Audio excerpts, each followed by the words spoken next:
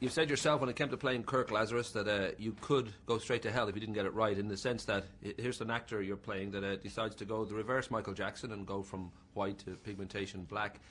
I think you didn't get dragged through the coals. I don't think you're going to go to hell. Did it feel people took it as a joke? It was? Well, the funny thing is, if you're at the front of a bloodline of trauma and disrespect and sending up something well before it's time or okay to, then it's kind of it's bad form.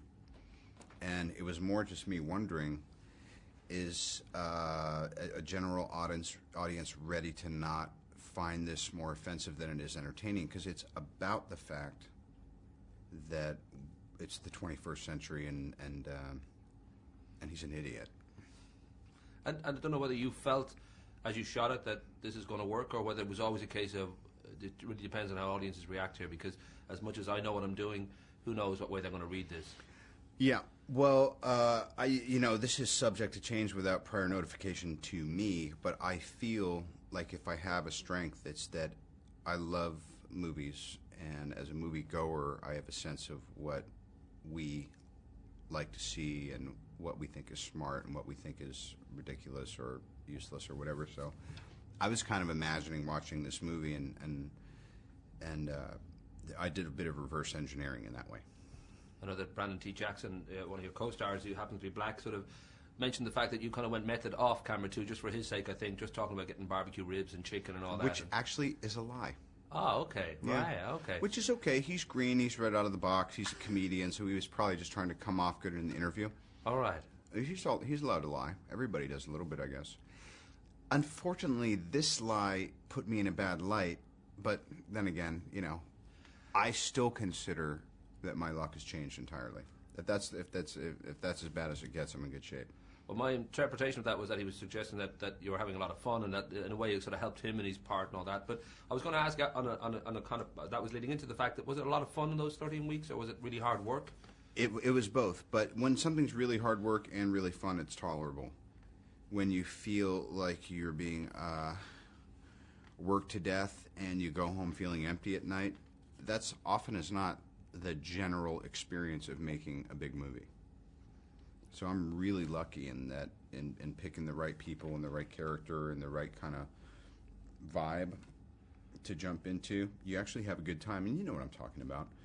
But doing a 16-hour day is fine if you're in a good humor with your mates, or your gal's there and she's hanging out and you're getting, so whatever it is, your family gets to come visit, or there's some semblance of a real life. You're stronger and happier at the end than you would have been if you hadn't done it. We should, just the last thing about the movie itself. I know you've denied this, but a lot of people would have assumed that this pompous Australian method actor might just be inspired by pompous method Australian actor Russell Crowe, and you said no, it's not Russell. But no. There must have been a little bit of fun in knowing that there's a kind of perception out there of certain types of actors and right. certain actors. And well, I mean, the little I know is that he takes what he does real seriously, and then people expound on it from there. I thought about Colin Farrell. I thought about Daniel Day-Lewis. I thought about Russell Crowe. But mostly I was thinking about Sergeant Lincoln Osiris, because I was thinking, if I'm going to do this part, my primary focus has to be what the actor's primary focus would be, which is he's not himself. He's this guy. We should, of course, acknowledge the fact that this has been your summer, and certainly your year in many ways, starting off with Iron Man and closing with Tropic Thunder, and Charlie Bartlett's in there in the mix, and there's a very, very strong expectation for the soloist now with yourself and Jamie Foxx. And does it feel surreal to be actually hot at 43, because you've been close to the flames a few times and far away from the flame, but now there's no question that you are at least a $12.5 million man when it comes to movies. Is that true? I hope so. Show me the money, baby. I'm glad they're picking up the hotel bill here at lovely Claridge's. I will answer your question in earnest. It is, I'm really grateful. That's all I have to say, And sometimes I forget that I am, and I start acting like, my station in life having been lifted, people need to respond to me in the manner I see fit. And then underneath that is just probably the fear of losing it, So I just keep my feet on the ground. Everything will be fine.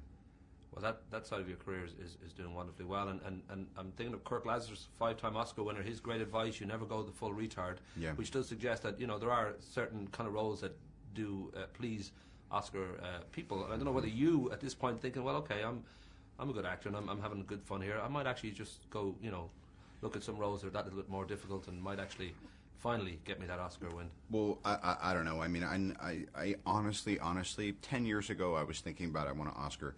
Now I just want to do the former that you discussed. So, and doing Sherlock Holmes next with Guy Ritchie, that to me felt like something that would be a huge challenge.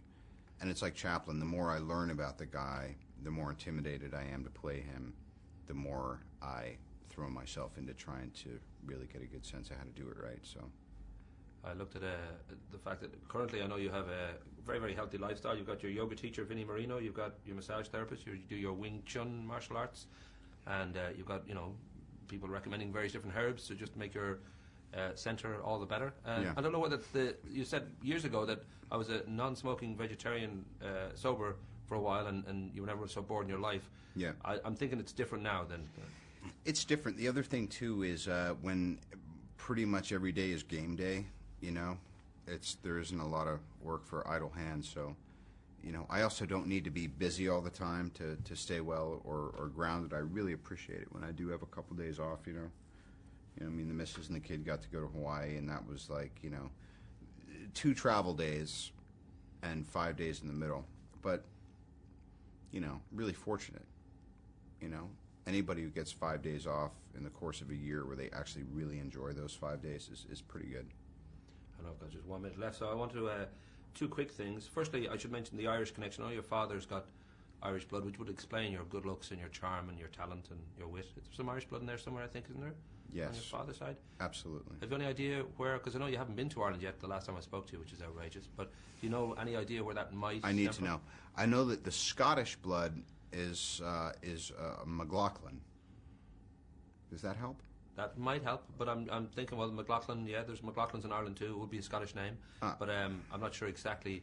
Because Right. I know there was a surname alias, and there's various different surnames in there in the mix, There so is. maybe it sort of evolved Listen, from one of those. if anybody can do one of those family tree things right, the problem is my chicken outfit's like, so what was your grandfather's name? I'm like, come on. I'll look into it. You might own a castle. I should look into it just in I case. wish you would. Rock and roll. I gotta go. Very nice to talk to you, sir. Cheers, man.